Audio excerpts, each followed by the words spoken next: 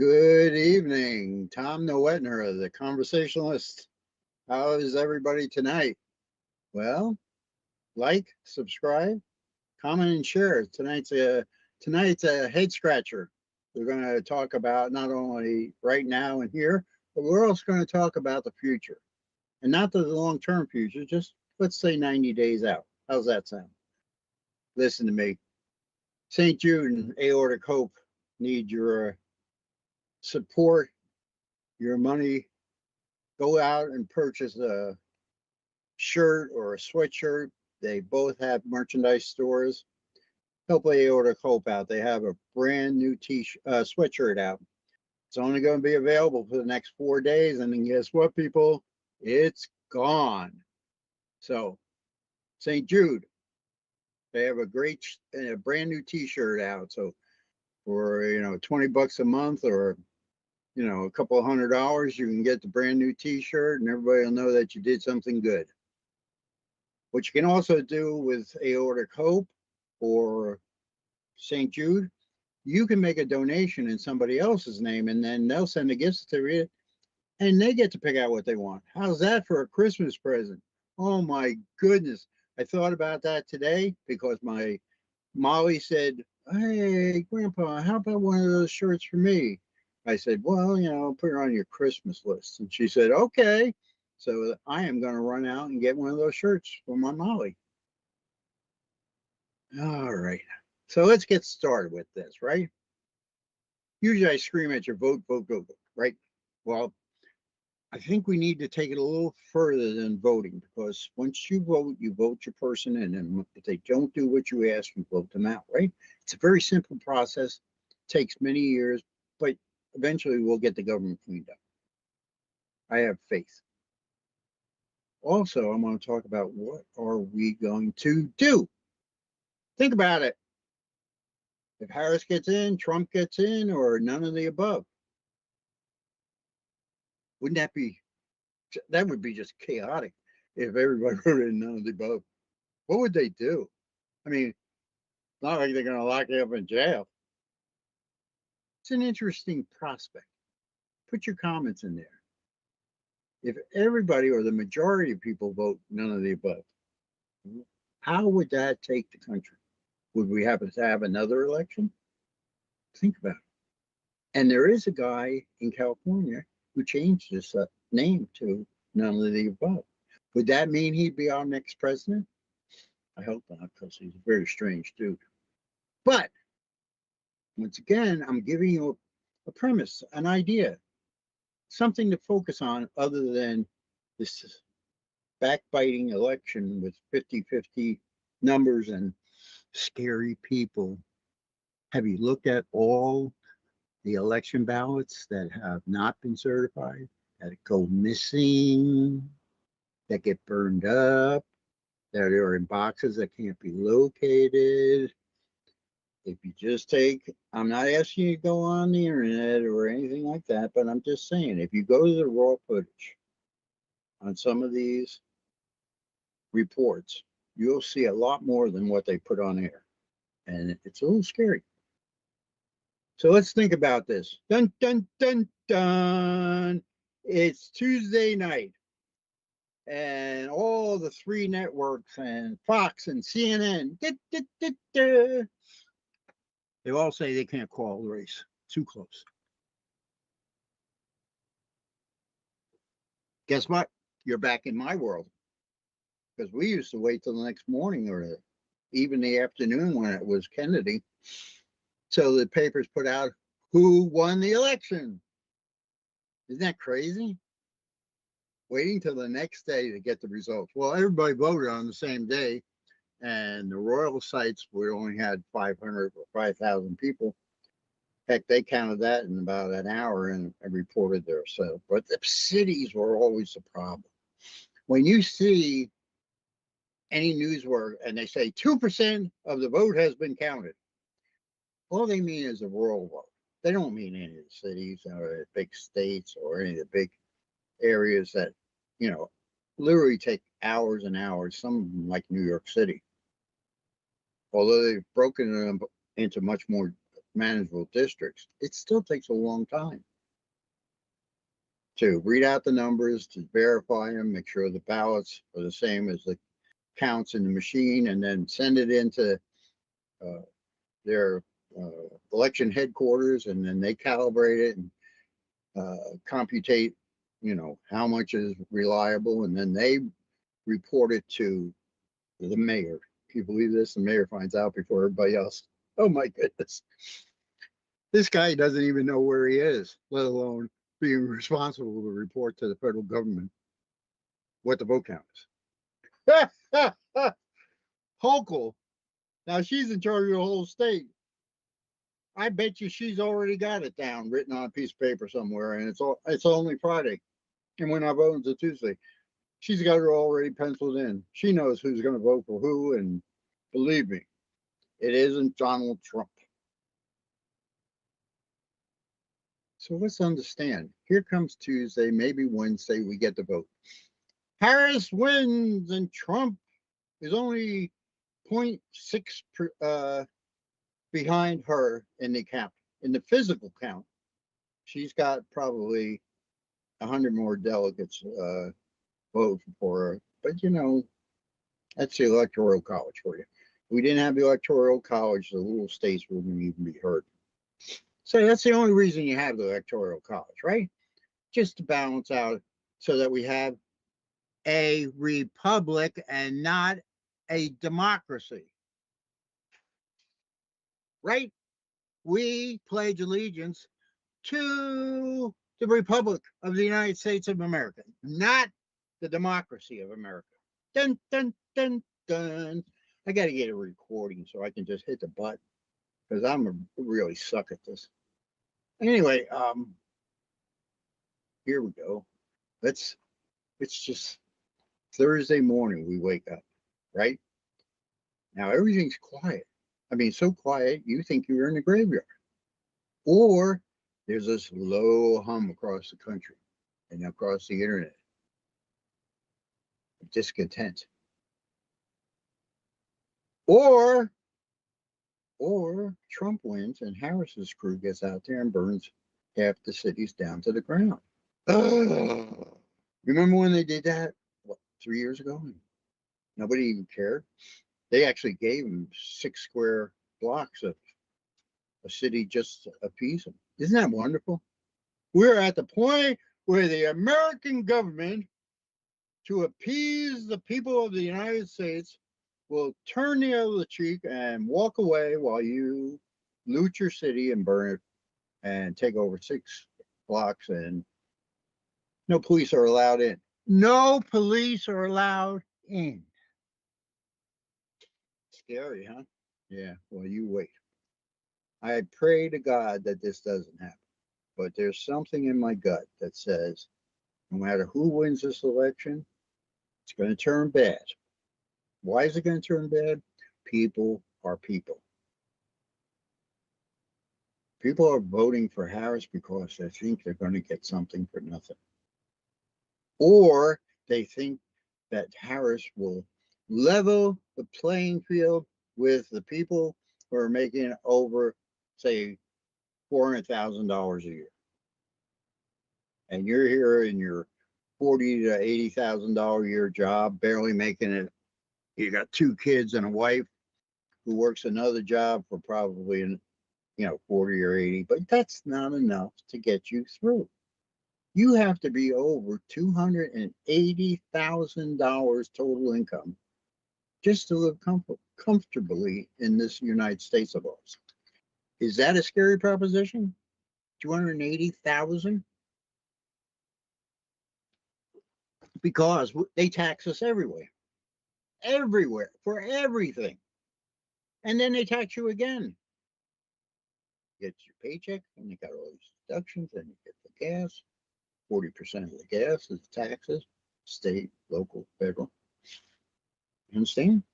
Now you go to the grocery store and they tell you a $5 pound of butter and tax you on it. Isn't that crazy? I know a lot of states don't have taxes on food. Thank God. But you go to, say it's Friday night, and you're going to pick up 2 pizzas for the house. Well, they used to cost like $10 a piece. Now they cost $20 a piece. So that's $40. And I don't know what your taxes are, but you got state and county tax. You might even have a local tax if you're a big enough city. You know, here we make our pizzas. We don't pay any taxes when we buy the groceries, which really pissed me off because today I got a half gallon and half gallon,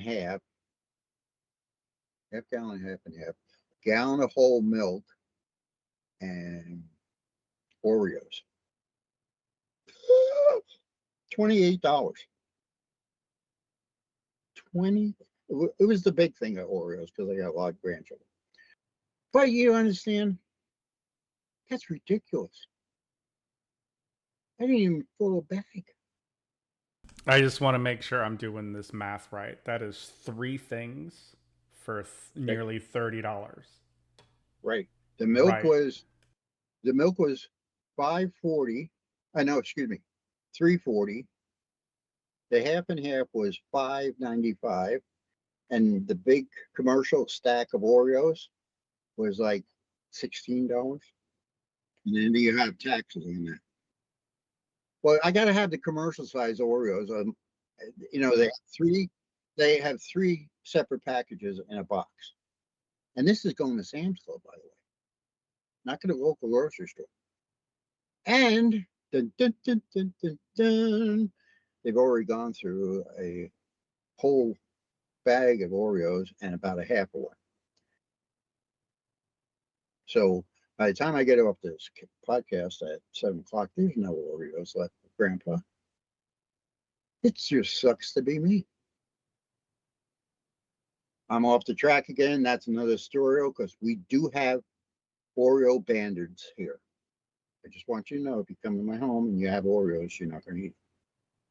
All right, so let's get back on track. So here I am on Thursday. Nice cold glass of milk. The cheapest vanilla cookies I can buy. You know, the ones that nobody eats. They love dipping those in ice cold milk. Oh, nothing better. And I usually have 3 or 4 Oreos with it too, because you know I don't want to discriminate. Guess what? I'm looking at the news, and there's a guy on there saying, "My candidate lost, so Harris won, and I want everything she promised me, and I want it now." Yeehaw!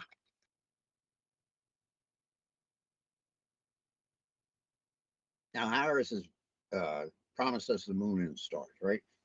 Let's face it.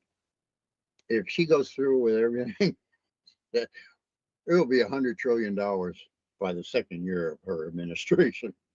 She just can't do everything she promised. And if she did everything, the tax revenues would knock off so far that the world would go, "Hey, you know, get your house in order, or we're taking all your power away from you. Your financial dominance is gone." And I don't blame him. I got to tell you, I do not blame him. I don't blame Europe. I do not blame anyone other than the American people because we let this happen since the 80s. So retribution is coming. And I don't know whether it's going to be violent or quiet or just everything falls apart, which is primarily my issue. I think everything's going to fall apart, just a natural decay. Just right now, if you look at all the polls, which I don't believe in, they're so dead, such a dead heat. I mean, less than 0.04% between Trump and Harris. Can you believe that? I can't ever believe, I can't ever remember an election this close. They're usually 4 to 6 points off each other.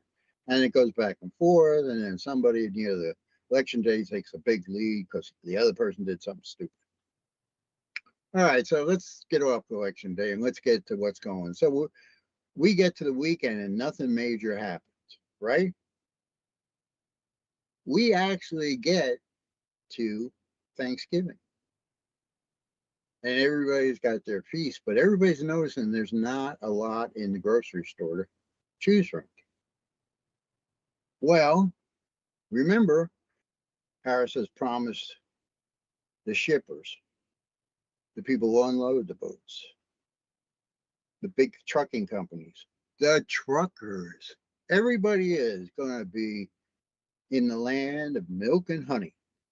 That's what she said she's going to do. She's going to make it right for everybody in America. I don't know how.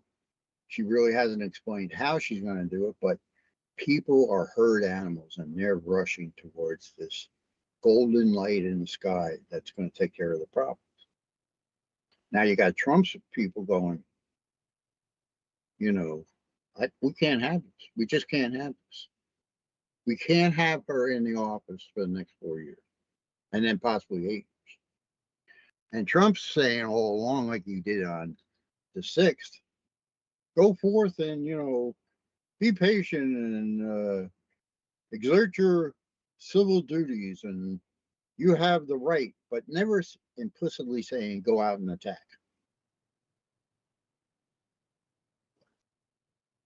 But in the past, we know what Trump says his followers tend to do.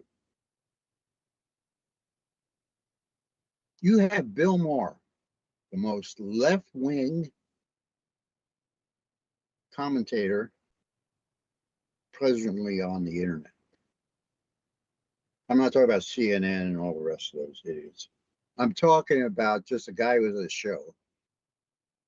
If you click on his page and see the video about, he's talking about Democrats. Now, this guy has been a lifetime left-wing liberal, lover of all things Democrat. For him to get on there and actually, it's an amazing diatribe on a major TV show. I mean, this guy pulls in millions of people every time he gets on the air. It's first off, I thought, wow, this guy's had to change your heart. And then I thought, oh my God, he might think Trump's people are going to win. So he wants to be in the middle of the bridge rather stranded on the other side of the bridge with all the crazies. Maybe that's why he's doing it. Think about it. Why would the major left-wing Democratic drumbeater be talking like a conservative? Scary. Not at first glance, but watch it and you'll see why I mean it's scary.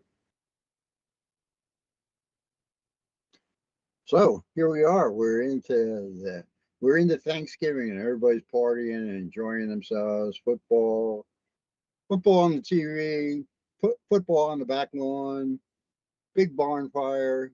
The girls going out shopping. The guys playing football and roasting hot dogs for the chitlins and going in and watching football and eating way too much and then having a turkey sandwich right around 6 o'clock because we usually eat around 2. Two big RVs parked in the driveway. The chitlins live in those. And then most of them go up to the big house. We have an extra bedroom, so somebody will stay here. But that's the only holiday I really care about is Thanksgiving. No presents, no pressure. Everybody's just here to eat and watch football. Oh, you'll smell the plastic burning because the redhead, green-eyed Celtic witch and her cadre will have everybody's credit card. So, and they do heat them up. Anyway, so Thanksgiving comes and goes. Now everybody's going, yeah, this is tough. And all of a sudden people are starting to say, well, Kamala won, but nothing's happening. Oh, forget about that. Forget about that. Let's go Christmas shopping and put up the reindeer and the lights and do the Chevy Chase thing. So we get through to Christmas. But you know what? Groceries are even harder to find. That doll or video game or grandma's favorite sweater with a the big reindeer on it, is out of stock and it won't ship for at least 30 days, but they're not really sure. But we accommodate it because it's Christmas and everybody's at happy holidays. And a week later, it's New Year's. Oh, well, we got to stock up on the booze. Well, we don't have quite the selection for booze.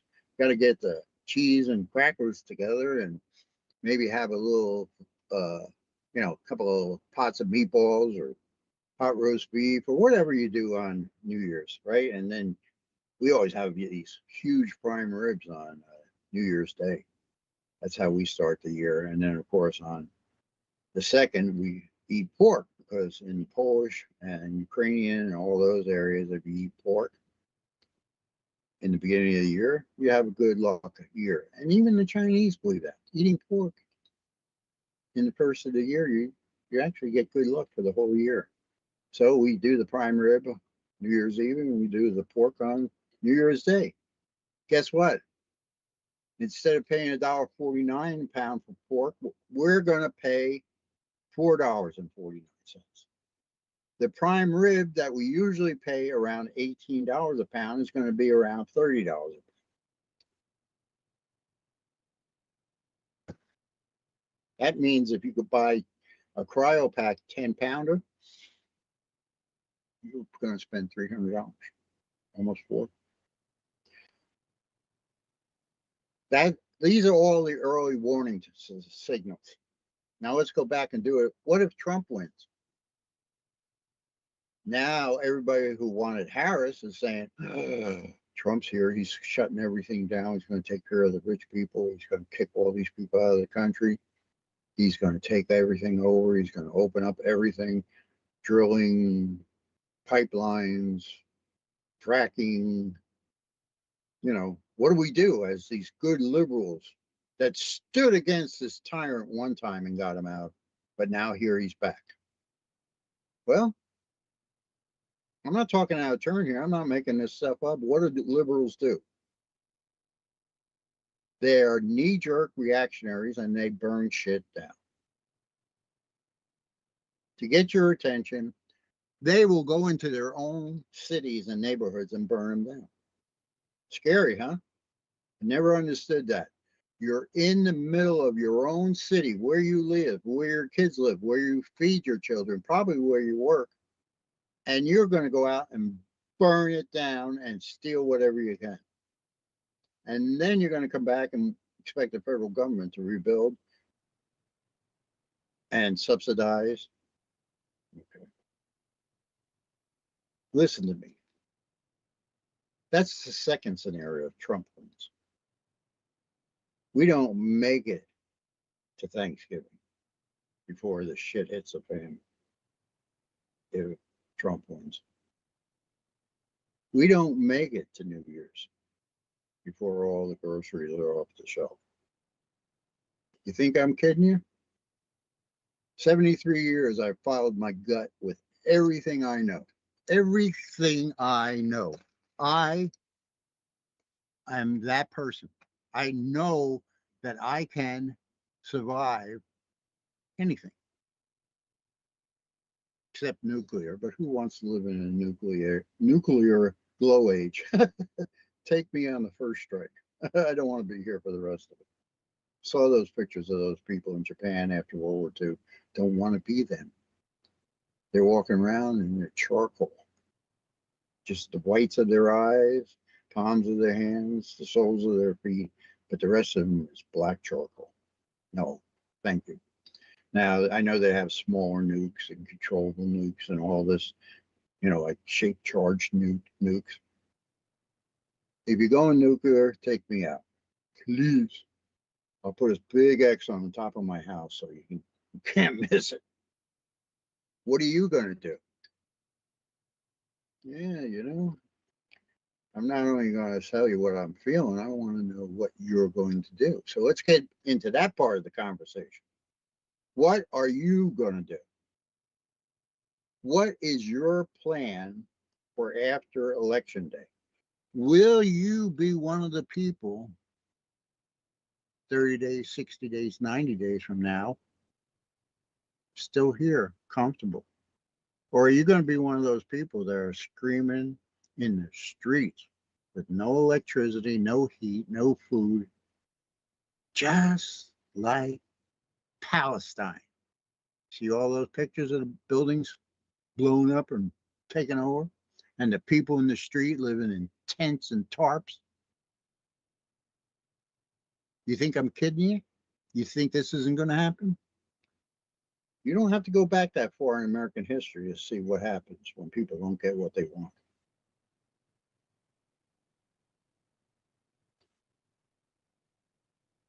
"73 years old. I'm giving you my best guess, and I hope to God I'm so wrong that everybody will comment it and send me shitty grams saying, you were wrong.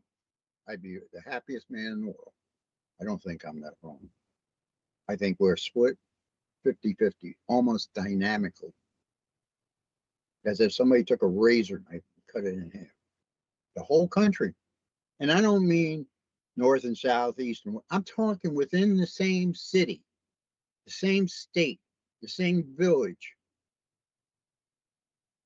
We're cut in half.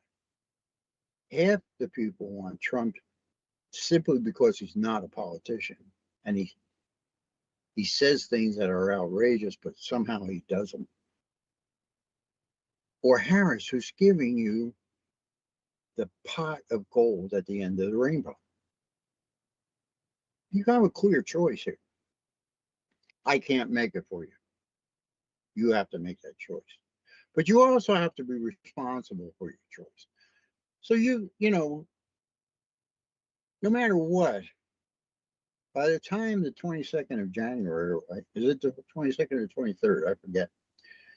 They're going to have the inauguration, and whomever wins, Trump or Mrs. Harris, is going to be the next president for 4 years. If Trump gets in office, it's not going to be milk and honey. If Harris gets in office, she's got you stalled out. Everybody will give her 60 days, 90 days to make sure that things are percolating. You know, it looks like it's going in the right direction. Because with Trump, we don't know what direction he's going to take.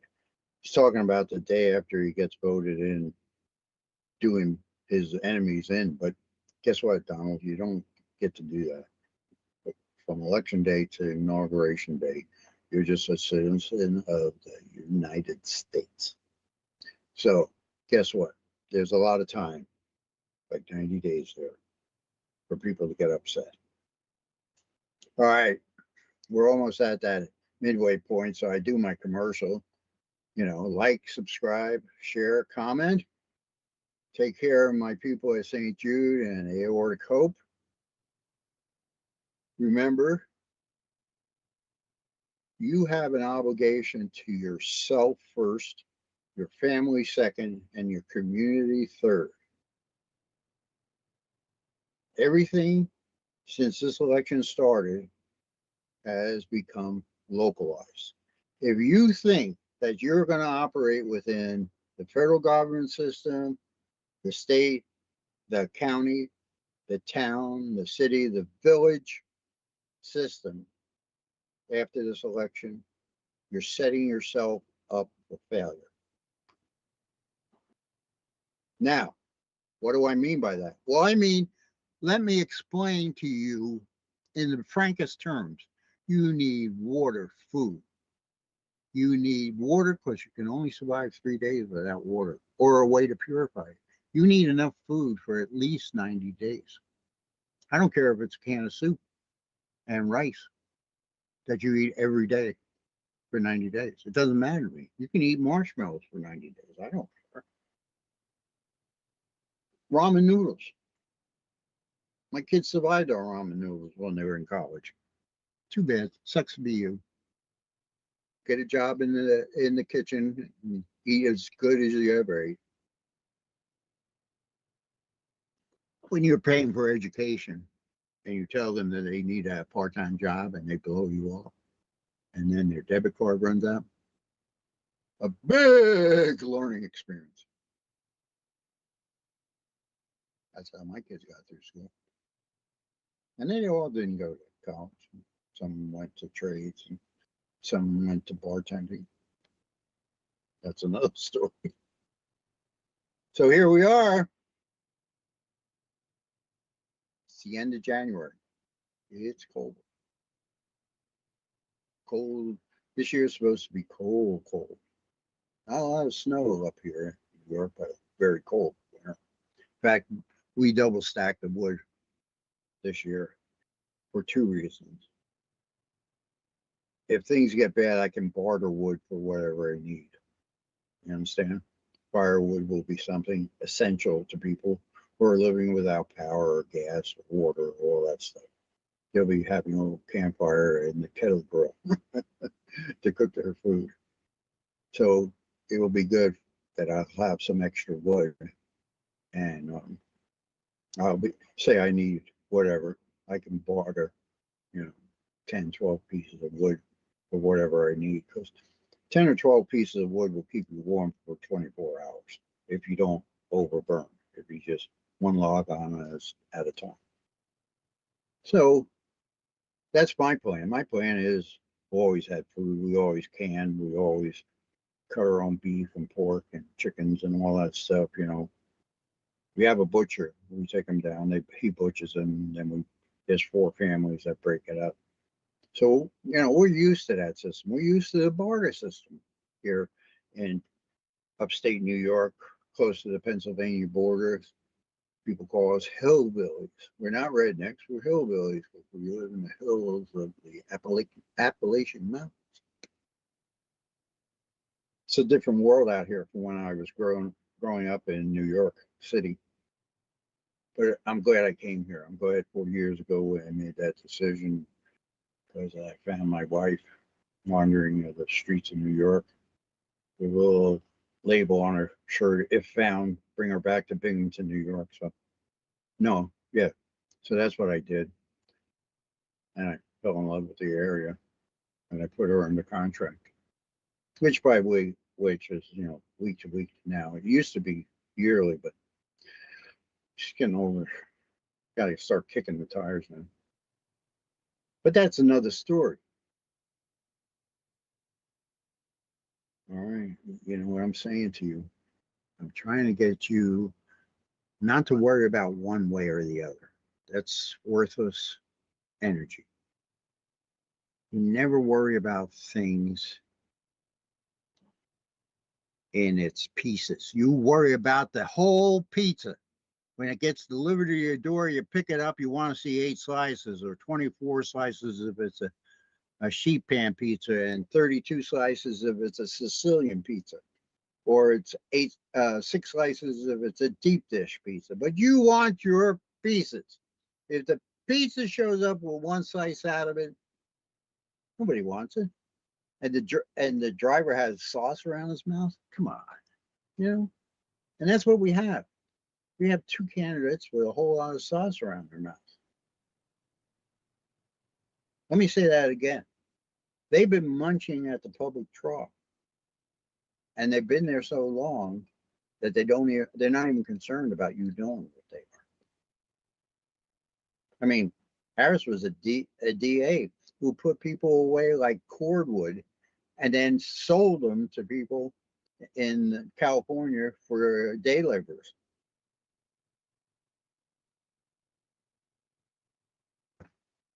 Is an interview with her when she said, I'm the most powerful, she was a DA at the time. I'm the most powerful person in California. Even the governor doesn't have my powers. I can have you locked up, convicted, or put away if I put enough resources against you. Well, if I shoot a machine gun at you, I have a whole lot more resources. So therefore, guess what? I'm probably going to hit you more than with a revolver. And she was a big gun in California, whatever that means. The land of, I don't know, taxes. People will pump water into the ocean when they're running out of water. Never understood that. Why would you dry up this humongous lake in California and then build tunnels to take the water that comes off the mountains and pump it directly into the ocean. The LA River is what they call it. Isn't that terrible? It's just a concrete uh, pit or trough or runway, and the water comes off the mountain. And they have a whole bunch of these, and they collect them in these containment ponds, not reservoirs, containment ponds. In New York State, we save every drop of water that hits the ground. We have ponds and lakes and everything. It's just mandated. You have so many acres, you gotta have a pond on in case of a forest fire, the fire department, you gotta have a road cut into it. You have to have a pipe in it so the fire department can hook up to it and put the fire out. That's why we don't have major fires here in New York State. California puts their money on the wrong end of the deal. They don't do prevention, they do suppression. And then the home industry come in.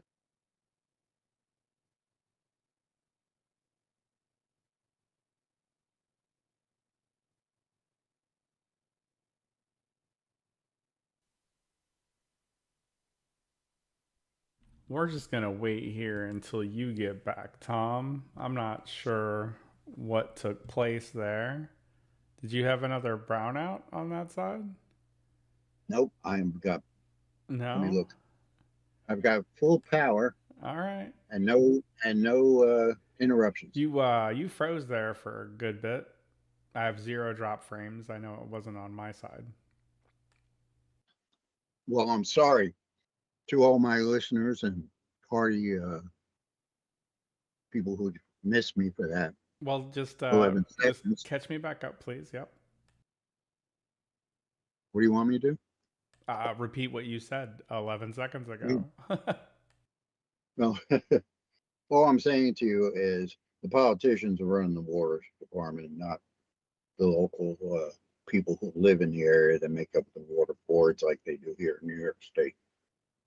We have one fly in the ointment, which is obviously New York City. They take all the water out of the Catskill, and now they're gonna, because the tunnel has been leaking for the last 50 years, and they waste more water than they use. And they, but here's another thing you should know: it'd be too expensive to put meters in the buildings to charge them for water. So guess what? They get their water. While upstate is doing everything to manage water, downstaters are losing half the water, the 85 miles from the reservoirs up here to the city. Half the water is gone before it gets to the city. And then just think about how many leaky pipes there are in New York City. Just the people alone, 8 million people will use a lot of water. But come on, guys. Nothing? Zero? You don't pay for anything? Plus, we can't take our motorboats into those lakes because obviously that's drinking water. They allow canoes and kayaks, but you have to get permission to put a boat or a kayak on. See where I'm going with this? The politicians, when we give them the power, which we're going to do on Tuesday. See, I'm coming really around the bend on you. You're going to put a politician in office, and for the next 4 years, because Trump is no longer a businessman, he's a politician. What are you going to do then? Are you prepared to make that decision first off on Tuesday? And are you prepared for whatever happens in the next 90 days starting Wednesday? That's all I'm asking. I'm asking that simple question. Are you responsible enough for your choices? No matter what the choice is. Harris, Trump, none of the above. Just know that I am a voice in the wilderness, holding up a light saying, you have to think about what's down the road. At least think about it. I would like you to do something about it. And if it's just a waste of money, guess what? You're buying extra groceries, say you buy an extra $50 worth of groceries. You have them. So in 4 months, you still have groceries on the shelf. You don't have to go spend that money on groceries. How about that? It's like a savings account. If you know, if you heat with gas and it's natural gas, you'll get the parts that you need to convert your stove over to LP and get, at least two, if not three or four LP containers and keep them outside. Don't bring them in your house. Keep them outside. That way, if they go boom, your house doesn't go boom, right? See, clear? Now, if you're in the cities, you're out of luck. You can't do that, right? So go out and get one of these electric burners. The kind you put the battery in. There's ways around everything. All you got to do is put this in your head and look it up on YouTube. Yay! How to survive without power for a week. I remember when in the 70s when Northeast blackout went out. We survived fine, but it was because my two grandfathers were from the old country, and when they came to America and they had lights and running water, they thought they died and went to heaven. One from Germany and one from Italy, but they both had the same life experience. They had no electricity. The running water came out of a pump. The bathroom was a rock they hung off of. They're coming to it, America, with inside toilets and running water on the 5th floor and electric lights, even if it's just one light bulb. They got ice boxes where the guy delivers the ice and throws it in there. So you can keep your fruits and vegetables and meat for a couple of days rather than having to go to the market every day. And then the politicians took over. Everybody says, no, it was the mafia. It wasn't the mafia. The politicians took over. They created unions. They created all these agencies and made all these rules. From the 50s to the 80s, I made money hand over fist, and I was just a young man with limited skills. Yeah, I could cook. I couldn't run a kitchen yet, but I could cook. I was in law enforcement for 11 years until I realized this is not a way to make a living. But you understand? If everything goes to hell in a handbasket because of politicians, I can survive. My family has a plan already. If everything goes south, what we're going to do. We have stocks, and we don't keep them all in one place. We have animals. We can milk cows. I drank raw milk right up until the government said it was going to kill you in the 80s. But we used to eat raw milk. We would use the goats for cheese. We didn't pasteurize them. That's something the milk industry put together. You think the government did? No, not the politicians this time. The milk industry said, well, if we can get milk to last more than 5 days, more chance to sell it, right? So that's what they did. They're pasteurizing. But it takes 90% of the vitamins and minerals and electrolytes and all the good stuff out of it when you heat it up to 144 degrees and then cool it rapidly. You're just cooking vitamins out of it and minerals. I don't get it, but I'm not a politician, nor am I a scientist. I'm just a fat 73-year-old guy screaming in the middle of the night, and I don't think anybody's listening. Or since my last video on Wednesday, all the memes and comments about bloviation have come in. I mean, I am absolutely inundated, but the creativity, number one, there's some people that are really funny people. They can put stuff together which cracks you up. Might even put it all together and just do like 30 minutes of all the memes because they're pretty cute. But I'm off the tower. I'm talking about politicians and what's going to happen in the next 90 days. Keep it simple, stupid. Are you going to put up everything to chance, or are you going to take some simple steps to protect you and your family? If you're going to protect you and your family for the next 90 days, the one thing that I suggest you do is get the Boy Scout handbook. Costs about, I think the last one I bought was probably 5 years ago. Bought it for a birthday present. Hey Josh, how much does a Boy Scout handbook cost now? Probably, I was going to say $11, but it's probably about 29.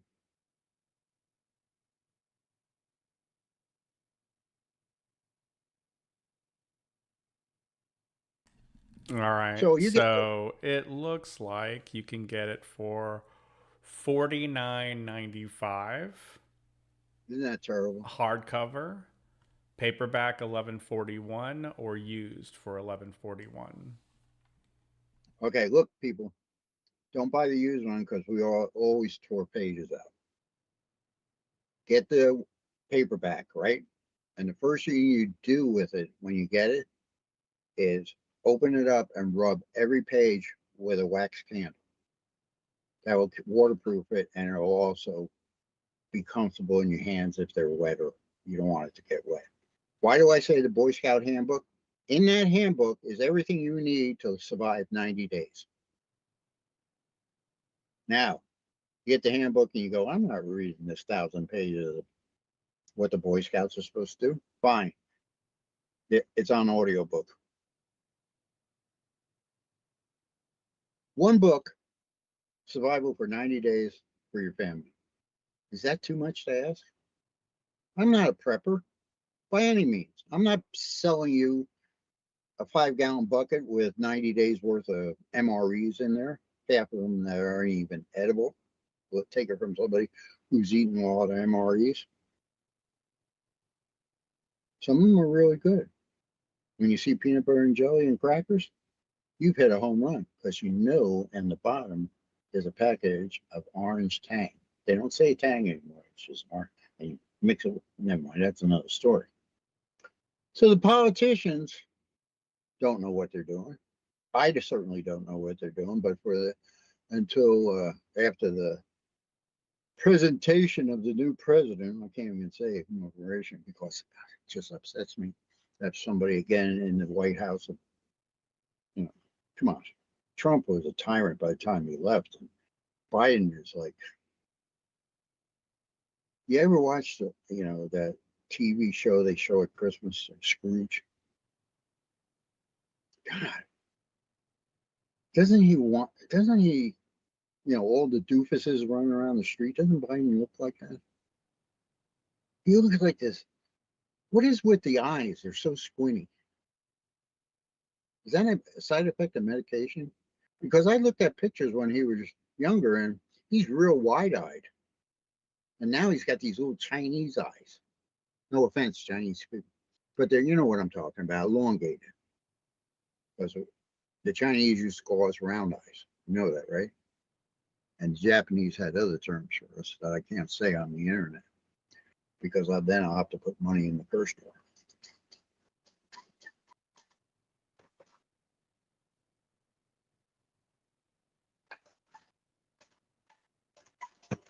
You have to notice. Look at this. I'm online. Our YouTube channel just sent me a notice. Friday Night Conversation. You're online. Thank you. I'm so happy you told me that. I don't understand technology. I just got this thing. The interns plugged it in. They did some work on it. They went home. And now it sits over on this little table. I just love this gizmo. I don't know what it does or what I'm going to do with it, but hell, they took my credit card. So I must have money. All right, so you got the Scout book. You read it through real quick, or you get an audio book. It's going to tell you all the supplies you need. Don't go shopping for the supplies. Look around your house. You got practically 90% of it. Don't go out and buy pots and pans and utility and burner stoves and things like that. If you just follow what the book says, you'll survive. Even if it's 40 below, they have a camp shelter that they make that will keep you that warm. They show you how to make little lamps and heating stoves and cooking stoves out of just crap material you'll find on the street. It's probably the most complete book in the world as far as people who just are interested in that type. I'm not a prepper, but I'm interested in that type of thing. So I love reading that book. Every 3 or 4 years I pull it out, and I don't read the whole book, but I got dog ears and pieces of paper, and so I can go and find whatever I want real quick. It's a great book. It's got a great list of supplies you need. And like I said, most of them you're going to have anyway. Don't worry about burning up the bottom of your good porcelain pan, because after it's all over with, you can replace the pan. But if you don't use it, you're going to starve your children. Get it? You do what you have to stay alive. Do what you have to do to stay alive, to take care of your family. It's as simple as that. God forbid if you're that person, that prepper who's out in the middle of the woods by yourself. You can't do that, pal. Get your family, get back into villages and towns, not cities, villages and towns. You need a community to survive for 90 days. You need a community to survive, believe me, from somebody who was in New York City during the blackout. You need a community to live for a week. So all this that I'm talking about doesn't happen. String me up, talk shit about me. Hit me with your voodoo dolls. I don't care. But if it does go south, you have to have that book. You have to have a meager few supplies. You have to put your thinking cap on every minute of the day. You have to scavenge. You have to do the things that you never thought you would. Because what's the most important thing? Staying alive, right? Keeping your kids alive, keeping grandma alive. Yeah, grandpa can deal with it on his own. He's kind of feral anyway. Him and the dog are sleeping in the haystack. Come on, that's a good joke.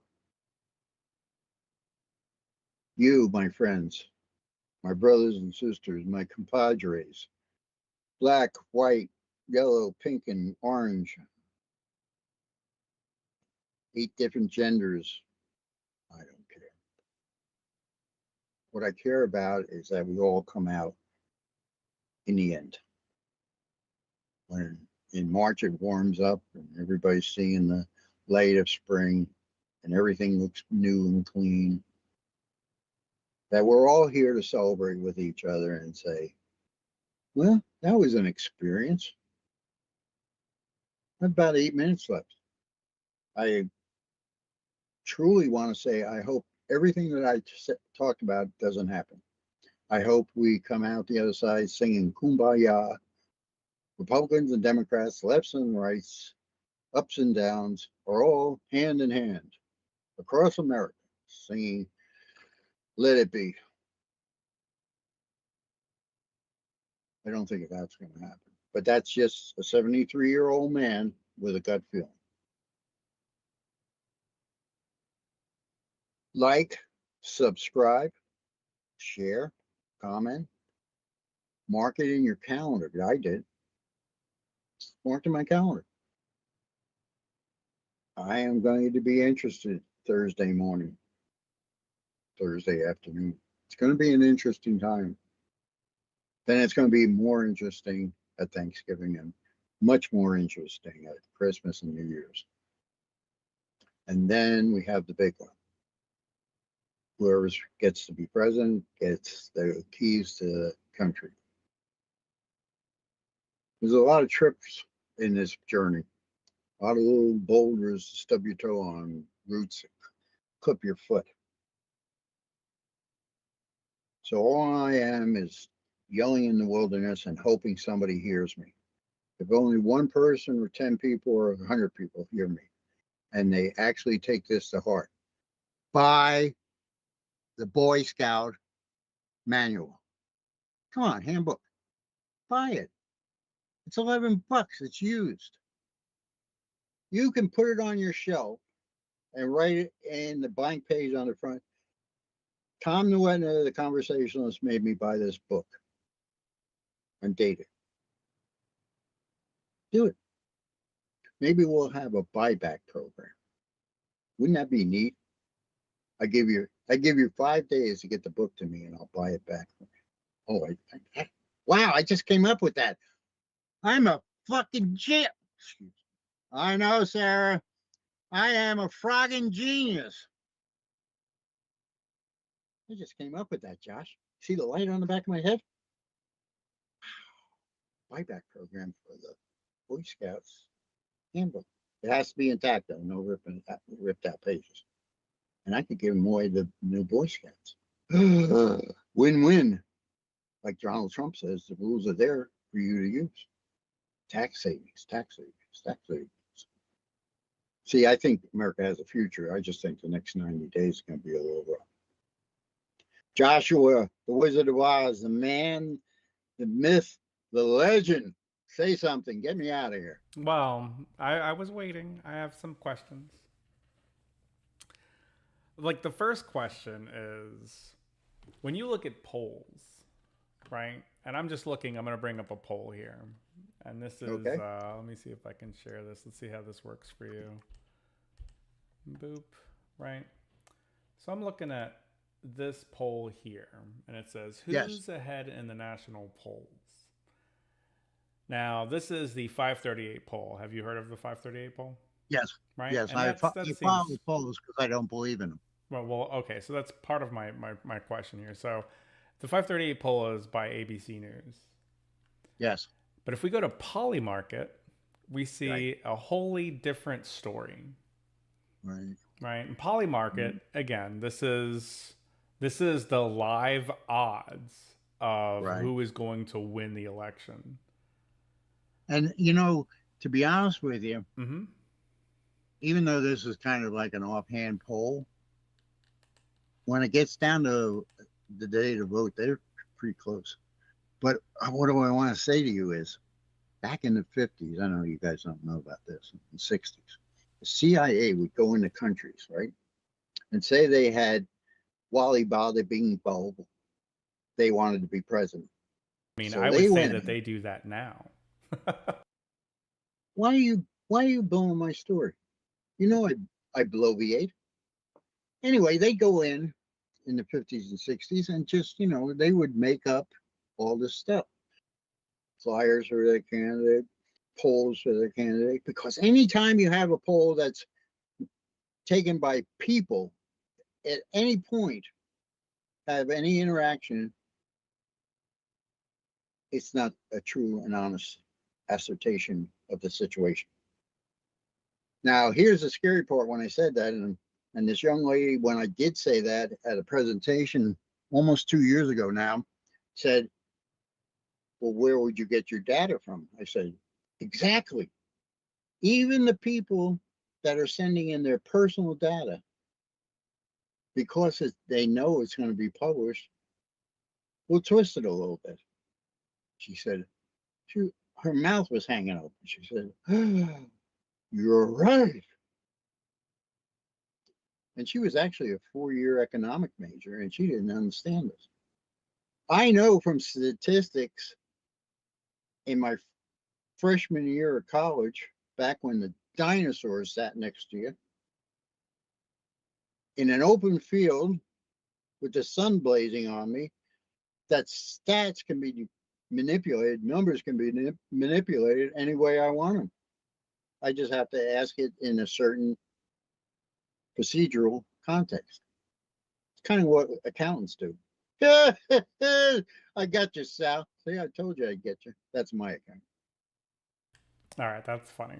The second question is that you said that toward the end of his presidency, Trump was already a tyrant. Yeah, he was signing executive orders. He was having meetings or more importantly, he was missing meetings that I thought were more important than whatever he was doing. In the beginning, he used to have these morning briefings, and he even stopped doing those. He'd say, just give it to me on paper, I'll read it. Well, that didn't happen. Yeah, that last year, I was watching his behavior, and I thought he was playing fast and loose. When he first got in there, he ran a pretty tight ship, but by the fourth year, he wasn't running a tight ship. He was just being in charge. And that's the difference between, okay, how do I say this? Three different people. Let me have this. Let me give it to you. Politicians before 1980, politicians after 1980s, and Donald Trump, the businessman. That's my three categories. Now, obviously, Donald Trump doesn't appear every time I use this, but somebody who's ultra conservative, who is someone that I think needs to be watched, because ultra conservative people quickly drift into that tyrant stage until somebody pulls them back or they pull themselves back. All right. Because Can you give ultimate me a power, historical example of a ultra conservative that got sucked in? Pinochet, And that's out of Italy, South America. South America. South America. Yeah, Okay, and so Pinochet was the president, and all of a sudden he was a ruler. Now, I say that one because I happen to have an aunt that came from San Pablo, and she told us horrendous stories about Pinochet. But let's bring it forward here. hold on, before you deviate yet, because I'm still on this thread of Trump was a tyrant and he's ultra conservative, and yet he was a Democrat for 67 years before he Hey, decided to run for presidency under the Republican wait a ticket. minute. Time out.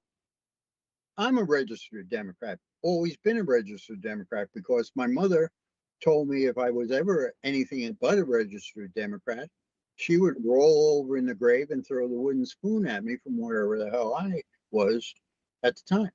And I believe my mother. So I've always been a registered Democrat. Have I voted registered Democratic? Not in a long time.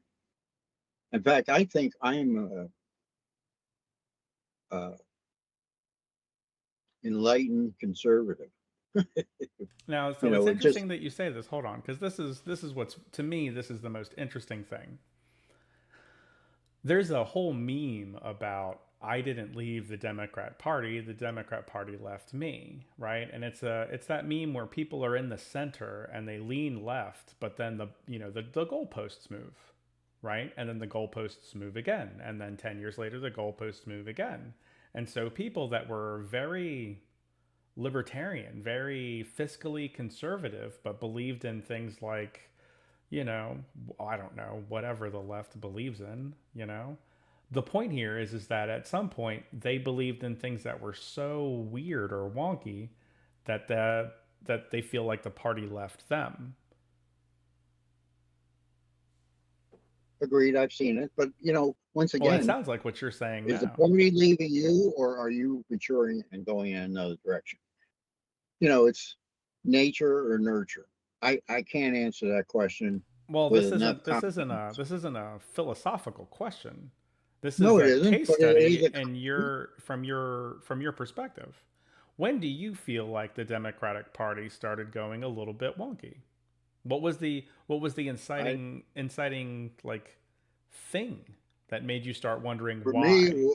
For me, I started looking at the other party in 1963 when Johnson made the announcement of the Great Society, and within the next 3 years, you had all the welfare. I saw friends' marriages dissolve. I mean, just women's liberation had just started, so the women were like, I don't need men, and they're burning their bras, which was actually a good part of that scene, but that's another story. Yeah, right down Fifth Avenue. All these half-naked women. It was a great day. Not when the older, ones came, or but you know what I'm talking about. No, no, But no. that's another I got what you're story. saying. So basically, what you're saying is about 50 years ago, you were Yes, wondering whether or not you were a Democrat anymore. I started my journey, let's say, because it took me all the way. I voted for my first Republican in the 80s, but I can't tell you what year. That's fair enough. I mean, even still, so what? The early '80s is 40 years ago, right? So But I'm telling 10 you, years after you questioned it, you decided that things were starting to make sense. Now, again, we're still on this thread of Trump, and he was a Democrat, and he was donating to the Democrat parties and pushing the Democrat agendas, and he wasn't questioning until he did, and then ran as a Republican. And so it's interesting because this is the thing about Trump that I don't quite understand. Okay, from my perspective, Trump is the first truly powerful person to run for office. And I'm using these words specifically. Who else was world famous before they ran for president in any Teddy country? Roosevelt, Teddy Roosevelt. he ruled the world Okay, for his so time. okay, and he what was his claim to fame? Dwight David Eisenhower. No, you asked me, I'm giving you I'm all the yeah, I'm people okay, that give it to were me. bigger than life, that Yeah. actually dominated. Teddy Roosevelt. Teddy Roosevelt did everything.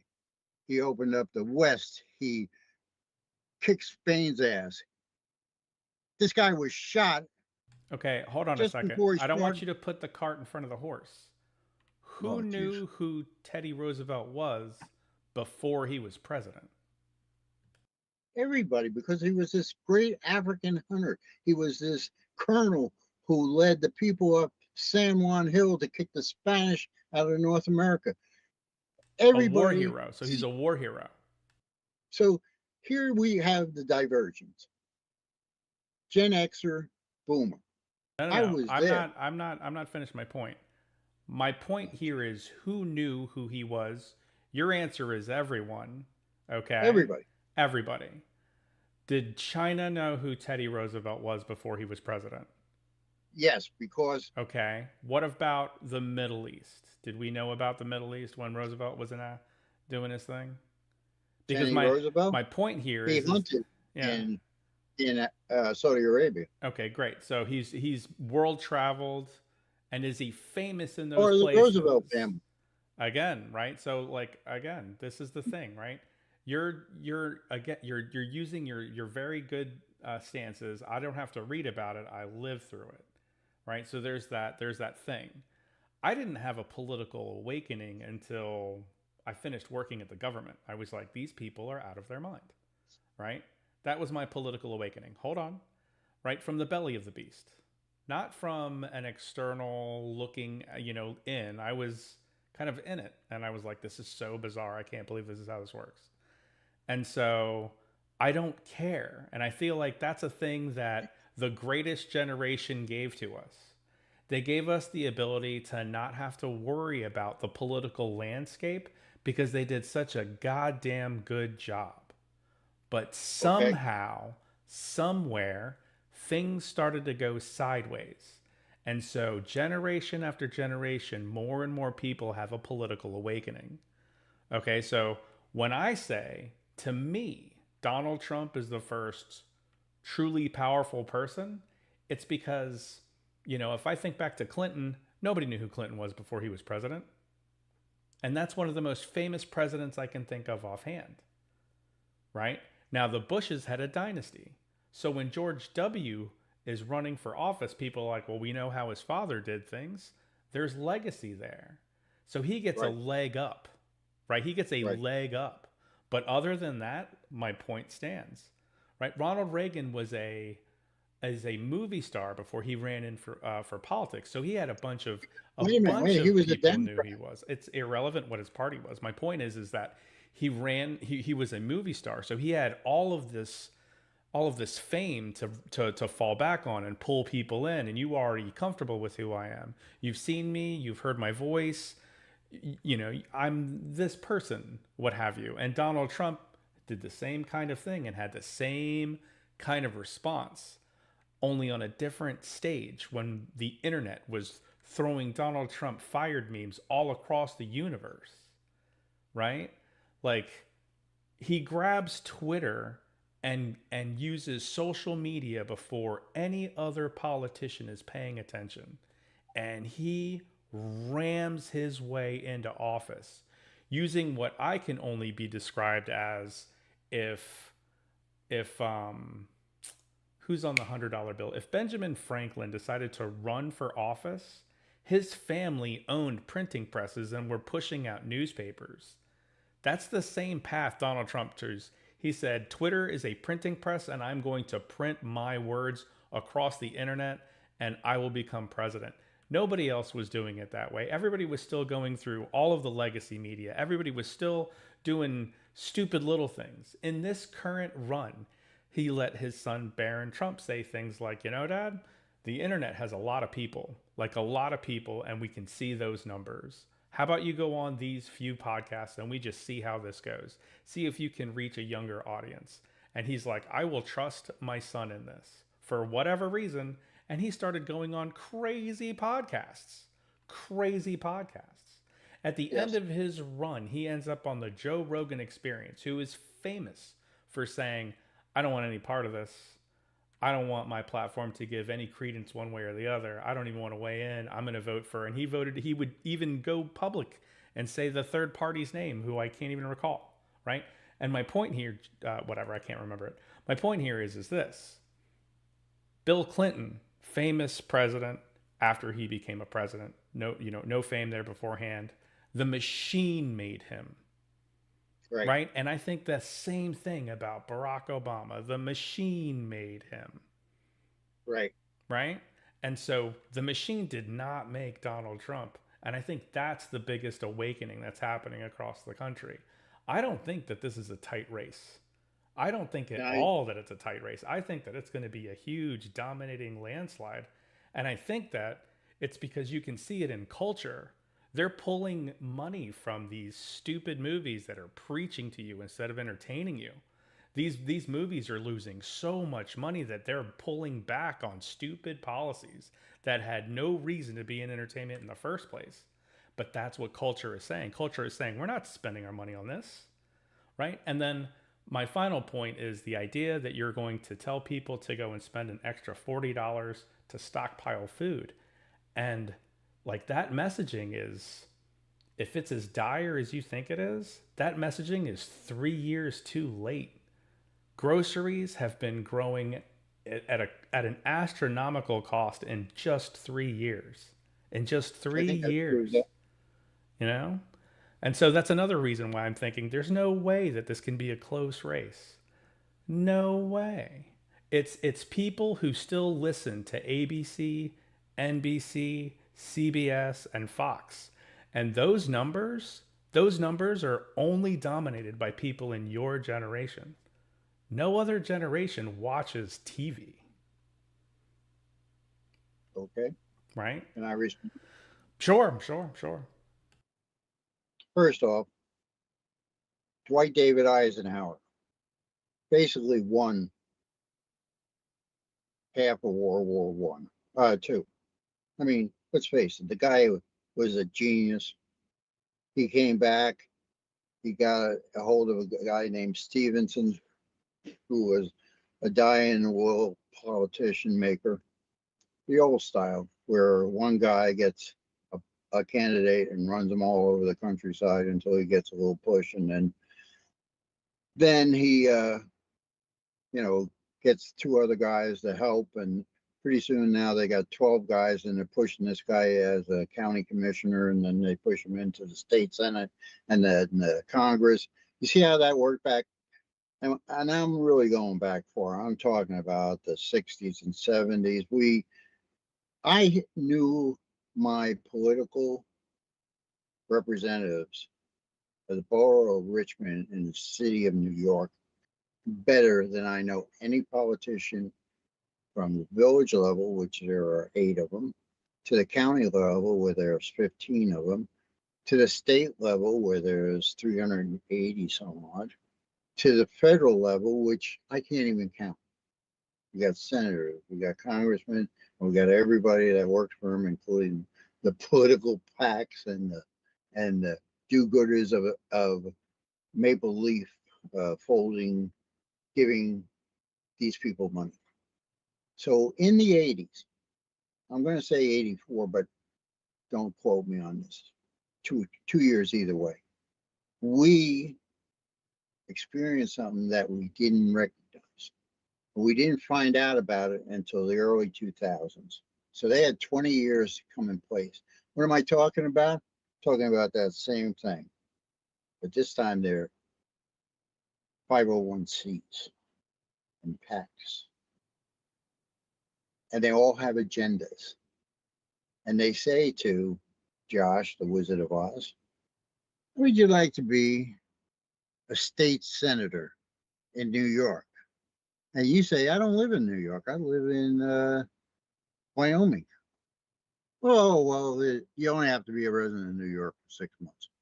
So we got you at this house and a job, but you don't have to show up at the job. So go move to New York with your family, meet everybody you can meet, make yourself as big and as loud as possible, be everybody's friend, show up at the state building in Albany once in a while, at your local county building. And 6 months from now, we'll call you up and we'll put together a plan to put you in office. However, when you get in office, this is what we want. Also, by the way, if something comes up in the meantime, we'll tell you how to vote for it. This is the mid 80s, but we didn't recognize it till 2000. So you're talking about 20, 25 years here, where they insidiously grew. They were this bug, and then they became a spider. Go ahead. You see, for my generation, we wouldn't recognize that until AOC. And she would use social media to burn the people that put her in office. Right? Okay, well, Yeah. I understand it, but you're ahead of me again. I'm talking 2000s here. I'm talking about I'm talking about the machine, like you called it, but it wasn't a machine. It was corporations with representatives on, and no longer have these lobbyist groups. Used to be like attorney groups or engineering groups. That's how many people they had at these lobbying houses. And they would take on clients like the farm industry and the car industry. So what happened? GM sends up a flag, right? We're going out of business. We can't afford, we're so broke, we can't even make payroll in 2 weeks. The government comes to their rescue. Lee Iacocca. Here's all this money, and you don't have to pay it back. Just maintain the workers, maintain your production. That was the biggest government intervention that I had ever seen. That amount of money I couldn't even fathom to prop up that industry. And a few people know this, but Ford got money, so did Jeep and Chrysler. They were two separate entities. I know they're one now, but they were, we used to have 9 car companies. What are we down to 4? The rest are all foreign made. They may be made in Georgia and Tennessee, but the parts all come from Japan, and they're just assembled here. I mean, it's the widget job where we make the widgets. No, we put the widgets together and then we send the money to Japan or China or wherever.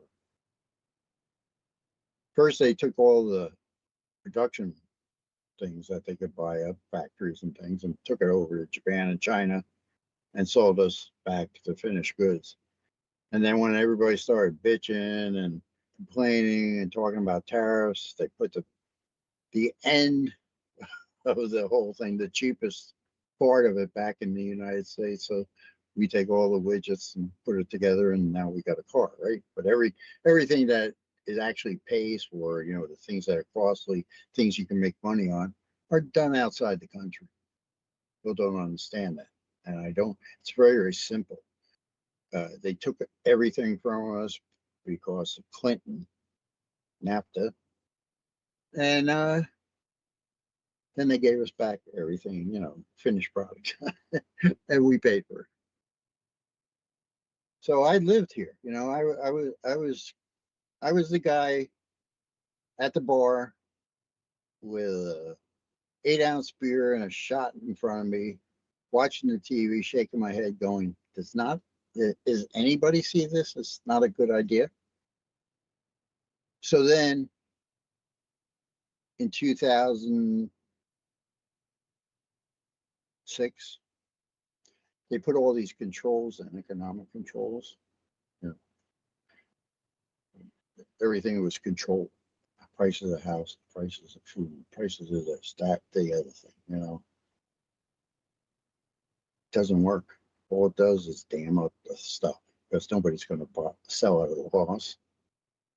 If I'm going to sell grapefruits and it's going to cost me $1 to get it to market, and I want to put $1 on it, so a grapefruit costs $2, but the government's saying you can only charge $1.19. How many grapefruits am I going to put out there? If you got controls on housing, what you can charge and rent control and all that, why would I build one more house if I'm going to build it and not be able to charge what it costs for me to make a profit? You see? So these controls that Harris are talking about putting in place, controlling the price of gasoline and oil, controlling food, and controlling airlines. She's going to control everything from Washington. This is the epitome of big government. I believe in small federal government, and the states have the most power of any medium. And that's the way the framers of the Constitution put it together. These guys worked 3 months a year and went back to their farms or their law practices or newspapers. You understand? Whaling. We had a couple of whalers. You understand? We didn't do this before. We didn't. In 2008, when the economy took a tank, I mean, people were taking out of their pension funds to make their mortgage payments and still lost their houses. Of course, that's what the government said. Well, it's just a temporary downturn. Just, get the money wherever you can, pension plans, 401ks, even if you have to take the tax loss, you'll get it back in a couple of years. So the people did it, but it lasted longer than anybody had any money to pay these things. So they still lost their house and their pensions in 2008. See, nobody wants to talk about that. Everybody's going, well, 2008 was almost like another depression, wasn't it? I said, no, it wasn't. It was worse than the depression because you didn't know what was happening. In the depression, you knew the banks closed down. You knew money wasn't worth anything anymore. However, you were still working 2008, but just your money didn't go any further than, guess what? The problem today. You're still making the same amount of money, but it doesn't go as far, right? Milk half and half in Oreos, almost with tax, almost $30, is a sin, is a crime.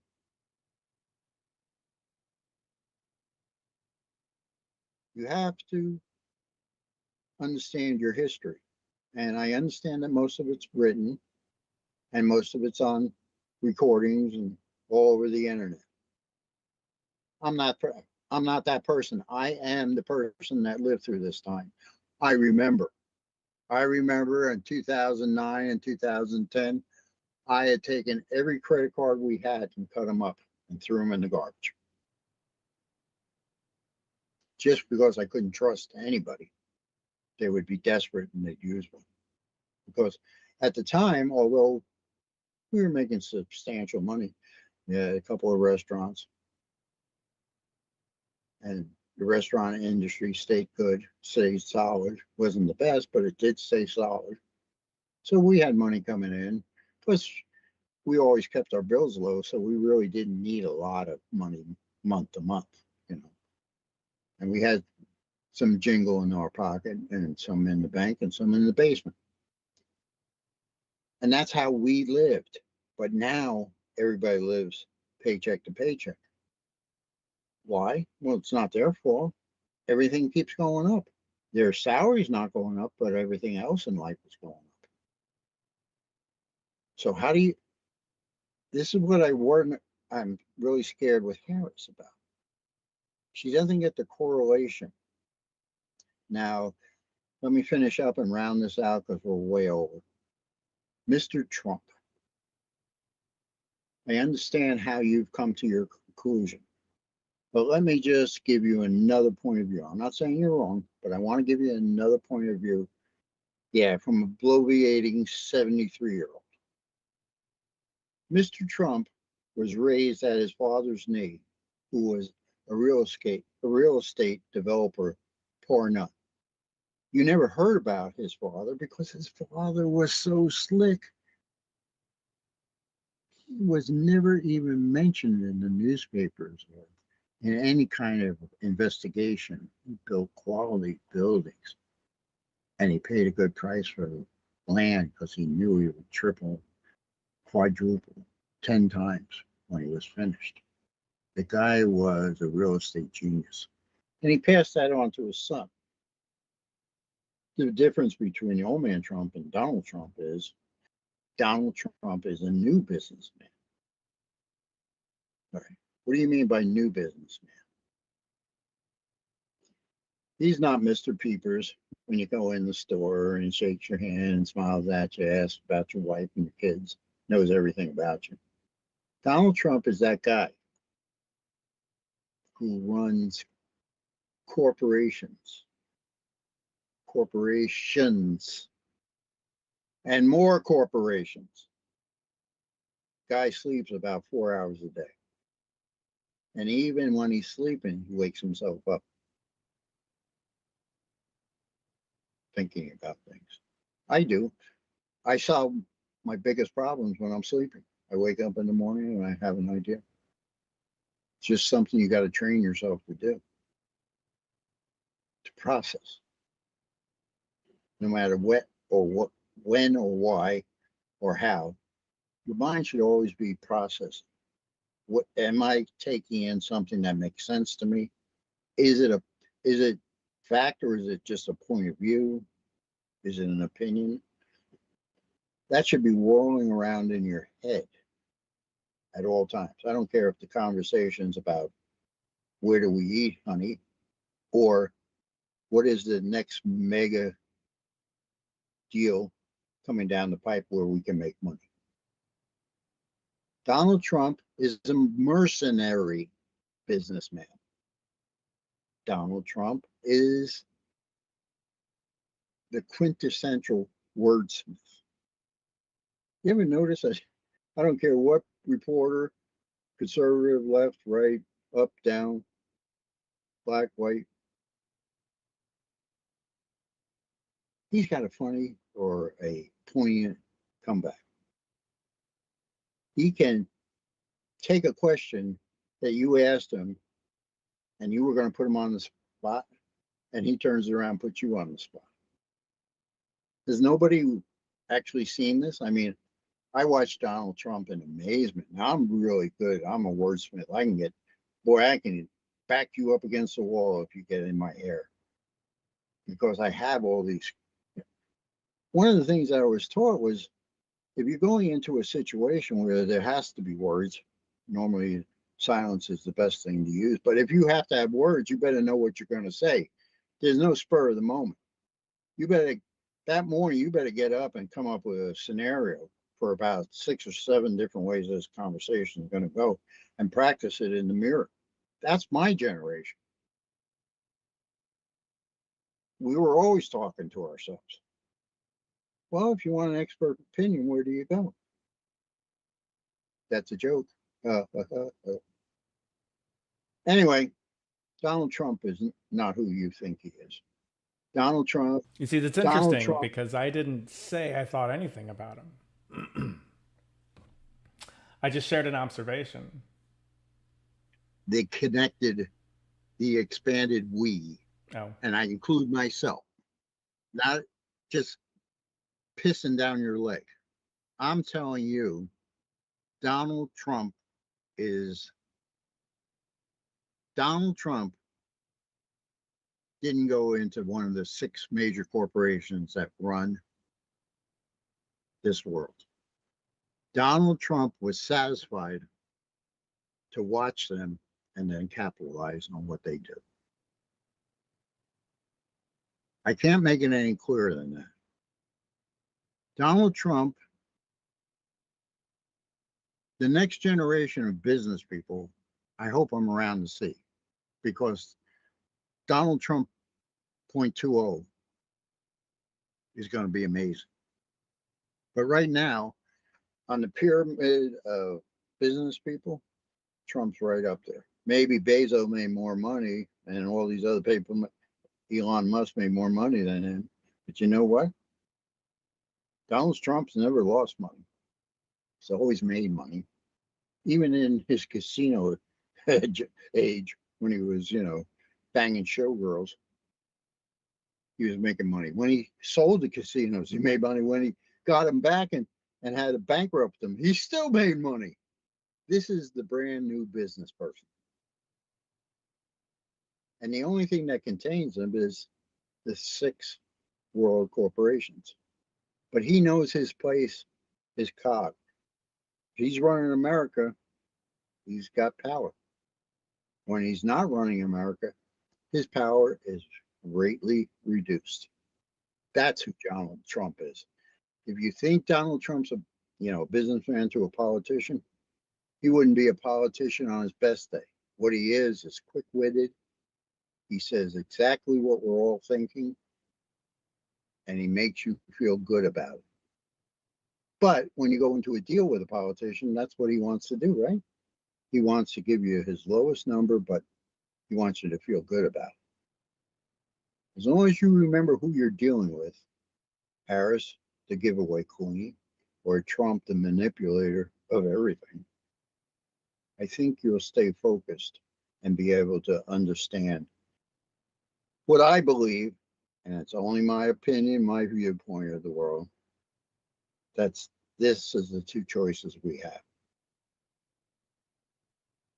If I'm wrong, somebody like, subscribe, comment, tell me how I'm wrong, because one thing I like in life is that input of knowledge and opinions and ways of looking at things opposite of what I look at them. Because it's boring if everybody's shaking their head yes in the room. It really is. I mean, I've been in meetings with people that I say, is anybody going to disagree with anything that I say? What do I need you for a rubber stamp? No, I need people to make me think. Anyway, Josh, the Wizard of Oz, St. Jude, Aortic Hope, Tom Noetner, the Conversationalist. We've really run over our time. I hope you guys are still here. Once again, all God's blessings. Love you all. Be safe. I hope everything that I predicted doesn't come to pass. Good night.